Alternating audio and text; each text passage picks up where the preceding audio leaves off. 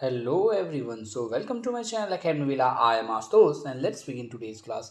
So आज की जो वीडियो है उसमें हम बात करने वाले हैं हमारी क्लास 11 की इंग्लिश की जो बुक है उसके पोइट्री सेक्शन का जो चैप्टर है जिसका नाम है voice of the unwanted girl, जिसका मतलब होता है मतलब पहले हम इस पोएम के जो टाइटल है उसके बारे में जान लेते हैं इसका मतलब क्या कहना चाह रहा है। तो voice of the unwanted girl, unwanted का मतलब जो अनचाहा होता है जिसको हम नहीं चाहते हैं, है ना। तो कहा जा रहा है voice of the unwanted girl, नाम से ही सब कुछ क्लियर हो रहा है कि एक अनचाही बच्ची की जो आवाज़ है ना उसके बारे में यहाँ पे जिक्र किया गया है। ऑफ कोर्स आप इस बात से भी समझ सकते हो कि हाँ हमारे देश में अभी भी भ्रूण हत्याएं होती हैं, फीटिसाइड बोलते हैं उसको, है ना। तो वो भ्रूण में ही बच्चों को मार दिया जाता है। So that is the main topic on which we are going to discuss in this chapter. So the topic is about the unwanted girl, the voice of the unwanted girl, right? So the writer is Sujata Bhatt. Moving ahead, we are going to have an overview that what are the concern about the Sujata Bhatt. So यहाँ पे हम जानेंगे सुजाता भट्ट के बारे में। पहले तो लिखा है कि she was a graduate of the writers workshop university of Iowa. Iowa university के जो राइटर्स वर्कशॉप थी उससे वो ग्रेजुएट हुई थी। Has been acclaimed as one of the finest poets alive today. और ये भी माना जाता है, एक्लेम्ड यानी कि ये माना जाता है कि वो आज की दुनिया में, है ना, जो जीवित फाइनेस्ट पोइट्स में से एक पोइट हैं सुजाता भट्ट, है ना। Voice of the unwanted girl taken from her anthology of poems My Mother's Way of Wearing a Sari. So what does it mean? इसमें बोला जा रहा है कि जो voice of the unwanted girl है जो कि हम पोएम पढ़ने वाले हैं, ये कहाँ से लिया गया है। तो एंथोलॉजी का मतलब होता है संग्रह, यानी कि एक तरीके से कलेक्शन कह लो।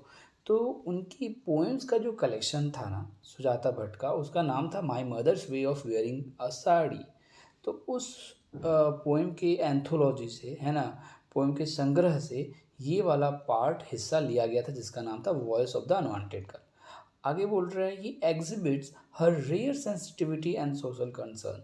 ये जो इनका जो एंथोलॉजी ऑफ पोएम्स था my mother's way of wearing a sari, इसमें ये दर्शाता था, एग्जिबिट करता था कि उनकी जो रेयर, है ना, बहुत ही कम, मतलब जो कभी कभी दिखने वाली जो सेंसिटिविटी थी उनकी सोशल कंसर्न्स को लेकर, इन सब मुद्दों पे लेकर, है ना, सामाजिक जो भी एक तरीके से सरोकार है, एक तथ्य है, उस पर जो भी इनकी चीज़ें थी वो एग्जिबिट्स करती थी, दर्शाती थी।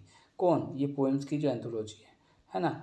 आगे देखिए, the inhumanity and horror of female foeticide is wonderfully articulated through a victim girl child. वो बोला जा रहा है इसमें कि जो इनह्यूमैनिटी है, जो अमानवीयता है, और जो फीमेल फिटिसाइड मैंने बोला ना कि जो औरतों की भ्रूण हत्या की जाती है उसका जो आतंक है, एक तरीके से जो भय है, हॉरर है, उसको अच्छी तरीके से, है ना, इस विक्टिम गर्ल चाइल्ड के द्वारा आर्टिकुलेट किया गया है, एक तरीके से व्यक्त किया गया है। It is really a stroke of genius to make an unborn victim, है ना। एक तरीके से ये बहुत ही जीनियस, यानी कि बहुत ही तेज़ तरार, एक तरीके से कह सकते हैं, मतलब ब्रिलियंट तरीके से इसको, ये जो अनबॉर्न विक्टिम है, विक्टिम मतलब शिकार होता है जिसका जन्म ही नहीं हुआ है, उसके बारे में यहाँ पे दर्शाया गया है। हियर ए गर्ल चाइल्ड, यानी कि एक ऐसी बच्ची की बात की जा रही है जो कि लड़की है। Question patriarchy and demand for a world in which gender discriminations are done away with. मतलब पहले तो बता दो, पैट्रियार्की का मतलब होता है पितृ सत्ता, है ना, सत्ता होता है ना, मेजॉरिटी, यानी कि एक ऐसी जगह की कल्पना की जा रही है जो वहाँ पर डिमांड की जा रही है कि भाई एक ऐसा देश हो, एक ऐसा विश्व हो, एक ऐसा संसार हो जहाँ पे जेंडर डिस्क्रिमिनेशन ना हो, है ना। जो लोगों में भेदभाव होता है ना लिंग के आधार पे, वहाँ पे वो ना हो। तो उस पर चोट की गई है इस पोएम के जरिए। It lends pathos to the poem and makes readers ponder over the prevalent social bias against a girl child. यहाँ पे बताया जा रहा है पैथोस का मतलब होता है हौसला या फिर बढ़ावा देना, और पॉन्डर का मतलब होता है विचार करना, प्रिवेलेंट का मतलब होता है प्रचलित। तो इसमें कहा जा रहा है कि यहाँ पे जो इस पोएम के जरिए जो है ना, हौसला अफजाई किया जा रहा है, बढ़ावा दिया जा रहा है और रीडर को एक तरीके से विचार करने पे मजबूर किया जा रहा है, जो कि प्रचलित तरीके जो हमारे देश में चल रहा है ना, सोशल बायस का गर्ल चाइल्ड को लेकर कि एक लोग के मन में मोनोपोली चलती है कि यार अगर लड़की बच्ची है पेट में तो उसे मार दिया जाए, उसकी भ्रूण हत्या कर दी जाए। तो ये जो है ना उसके बारे में चोट किया गया इस पोएम में। तो चलिए जानते हैं, एक एक करके इस लाइन को पढ़ते हैं। पहला लाइन लिख रहा है कि मदर, ये जो लड़की है ना, बच्ची जो है पेट में, वो बोल रही है कि mother, I am the one you sent away. माँ, मैं वही हूँ जिसको तुमने भेज दिया, मतलब मार दिया। When the doctor told you I would be a girl. देखिए ये लाइन अब यहाँ पे ख़त्म हो रही है।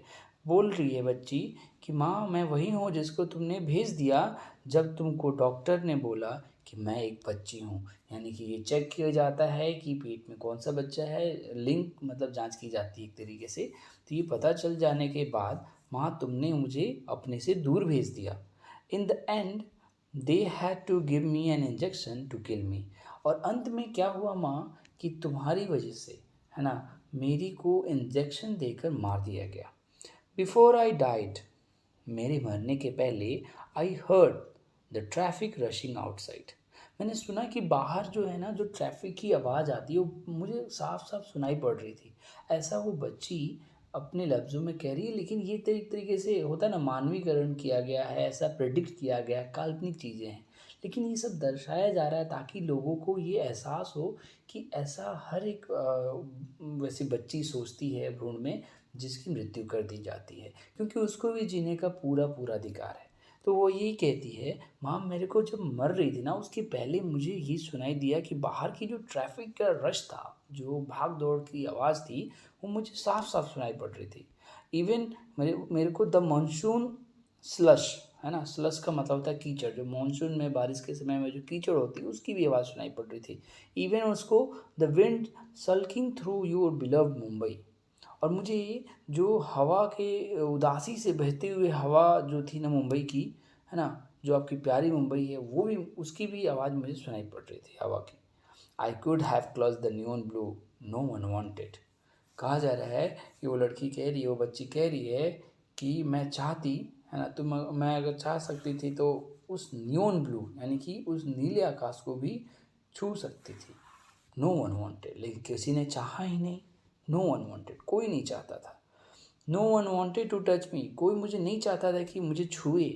Accept later in the autopsy room when they knew my mouth would not search for anything. मतलब यहाँ तक बाद में ये भी हो गया कि ऑटोप्सी रूम मतलब जहाँ पे पोस्टमार्टम किया जाता है ना, पोस्टमार्टम रूम में मेरे को जब उनको पता चल गया कि मेरा जो मुंह है वो कुछ नहीं ढूंढेगा खाने के लिए या फिर बोलने के लिए, and my head could be measured and bent cut apart, और मेरे सिर को नापा जाएगा, उसको टुकड़ों टुकड़ों में काट दिया जाएगा। क्यों?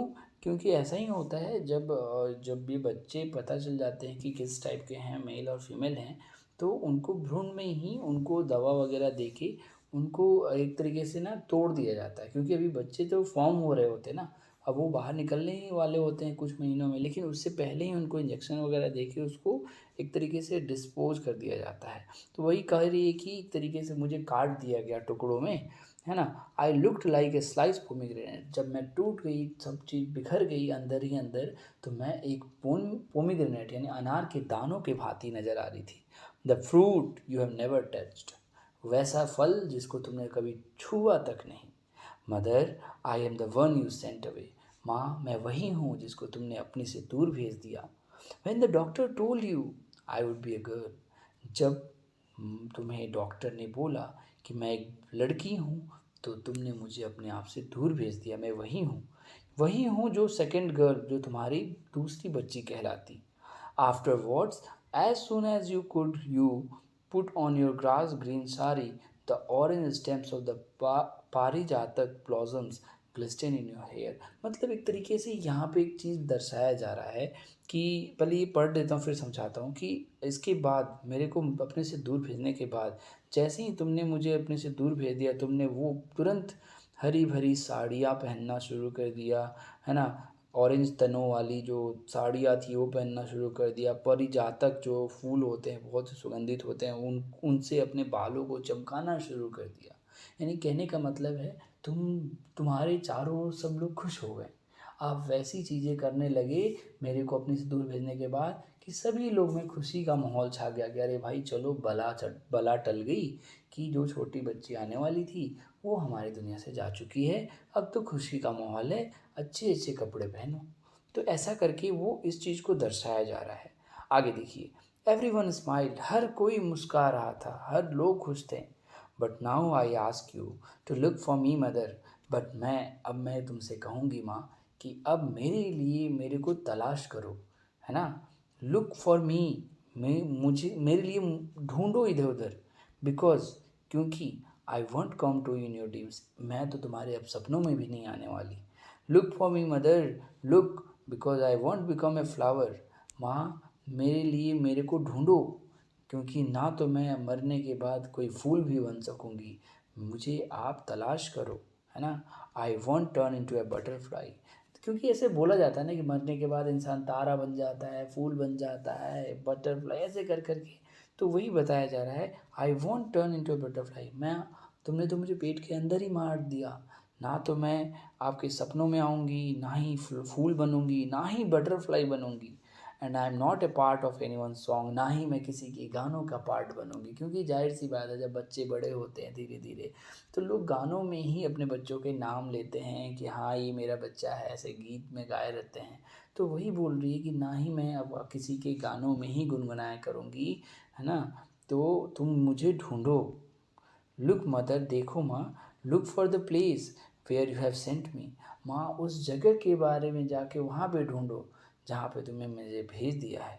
लुक फॉर द अनस्पीकेबल, माँ उन अकथनीय चीज़ों के बारे में ढूंढो। For the place that can never be describe, वैसी जगह जहाँ पे तुमने मुझे भेज दिया है जिसके बारे में कभी भी कोई डिस्क्राइब ही नहीं करना चाहता है, वर्णन ही नहीं करना चाहता, उस चीज़ को, उस जगह को ढूंढो माँ।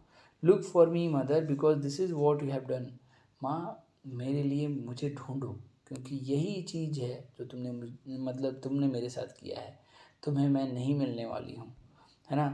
This is not God's will, माँ जो तुमने किया है ये भगवान की मर्जी बिल्कुल भी नहीं थी। Look for me mother because I smell of formaldehyde, I smell of formaldehyde and still I wish you look for me mother.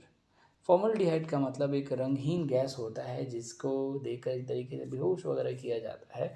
तो वही बोल रही है कि माँ मेरे लिए ढूंढो मुझे because I smell of formaldehyde, क्योंकि अब तो मेरे शरीर से, है ना, फॉर्मल्डिहाइड की दुर्गंध आ रही है ना। और मैं विश करती हूँ, है ना, I would look for me mother, कि तुम मुझे तलाश जरूर करोगी माँ। और इस तरीके से ये पोएम एंड होता है। आशा करता हूँ आपको समझ में आया होगा। फिर भी कोई कह रहती है आप मुझे कमेंट सेक्शन में लिख के ज़रूर पूछ सकते हैं और अपने दोस्तों के साथ ज़रूर शेयर करें। मिलते हैं फिर नेक्स्ट वीडियो में, तब तक के लिए stay home, stay safe. Thank you so much.